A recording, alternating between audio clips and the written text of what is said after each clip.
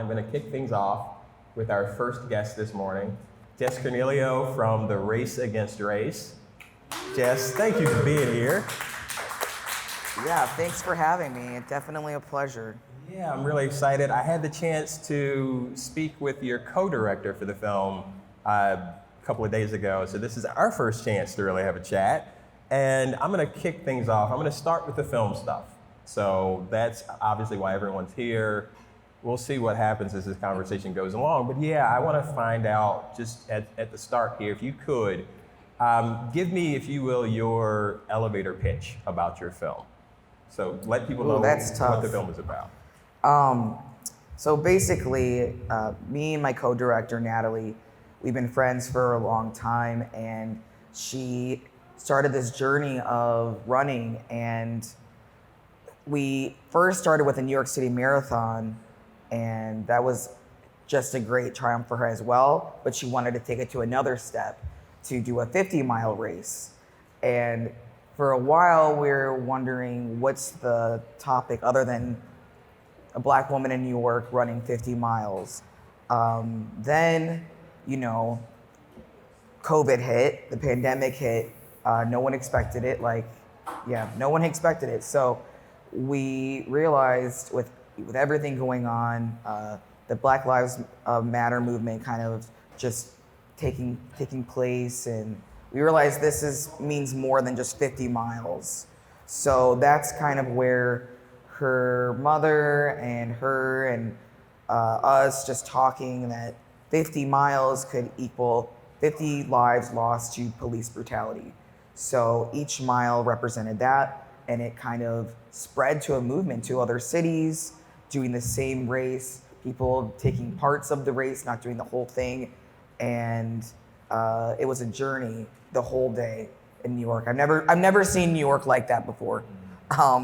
It rained, so many opportunities to back out, and in this film you get to see her go through those emotions, and it's an honor to have been there during that time with her. So, well, that's a great kind of starting point for this conversation, because when I was thinking about talking to you all about the film, I'm very much of a reformed runner. I used to do marathons. It's been years and years ago, and part of what I did, I ended up, my last 2 marathons, I did the train to end stroke, because my father has had a couple of strokes, and it felt like something that was going to inspire me to dedicate my time and my effort to kind of put that behind, raise money and raise awareness. And in some ways, again, this feels like the same kind of thing, but it's again, the scale is so different. 50 miles is not an easy race to think about, not even prepare for. So I would imagine that having something behind that, some meaning behind that, probably helps to make it even more impactful. So if you could just kind of talk through again a little bit more about that idea, especially at the time that you guys were sort of living through all of this. What was, how powerful was that added inspiration? Very much so, because it really started with Ahmaud Arbery. So, when she's running and just realizing, I can't even run in the streets without feeling I might get attacked. So you can see in the film, there's times where she wanted to stop, and she's like, I can't stop for these people. So it's like every mile was almost a new name. And we actually had every different people who have lost their lives to police brutality in it. So there's actually specific people that kind of, pulled her through. I did not do any running. I was on a van for every leg of it, and it was raining, and it was a lot. So it's hard coming from the van perspective to her perspective. We were there with her the whole time, but I don't know, I was in a van. So right. So logistically, and again, I'm glad you brought that up,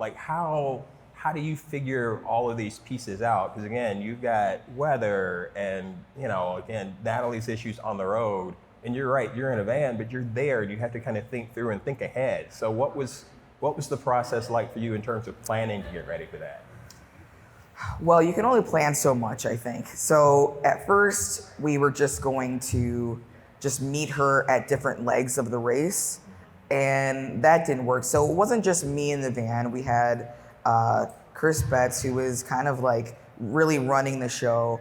I was doing more of the interviews with people on the ground and taking care of waivers and stuff like that. And we had a driver, we had a social media person on there just to making sure, because we were running in different cities as well, like Los Angeles, Illinois. It was just kind of everywhere. But yeah, then we realized, okay, we have to be closer to her. So and in New York, in a van, it was very difficult to try to find parking or just like riding around, a lot of like uncertainty. So I feel like the whole time from 3 a.m. I think we started to like 11 p.m. It was a lot of like we just were like this a lot. So, we somehow got through it. But and I offered like water and snacks to everyone. And then I think we realized we got way too many snacks and water. So that supplied her household for a couple months actually. So I think she's happy about that. All right. So I need to step back a little bit, because hearing you talk about all of that prep and the setup and the things you needed to do, give me a little information about your background as a filmmaker too. Like how did you come into filmmaking? What's your story?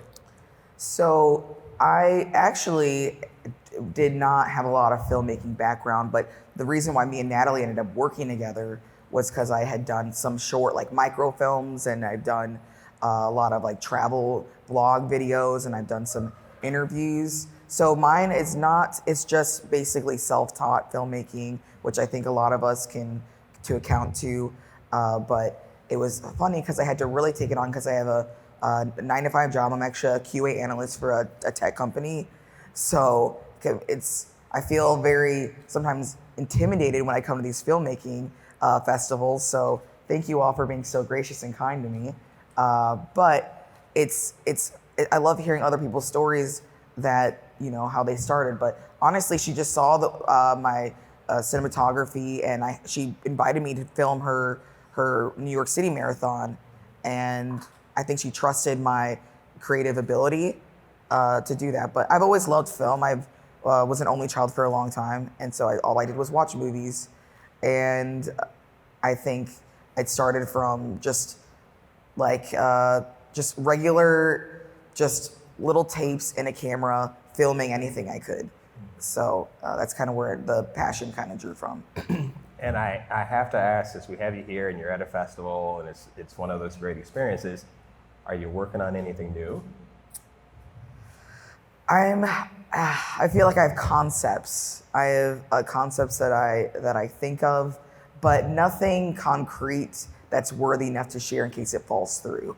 But Nattalyee, I know she'll be coming to the breakfast tomorrow, and I think she's got some great things to talk about with you all. So. Okay. Well, I just want to make sure that I extend the invitation to you to know, and again, I do this with every filmmaker that we bring to the festival.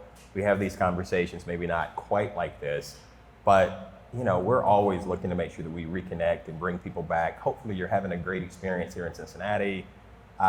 If you want to come back, let us know about new projects. We would love to have you come join us again.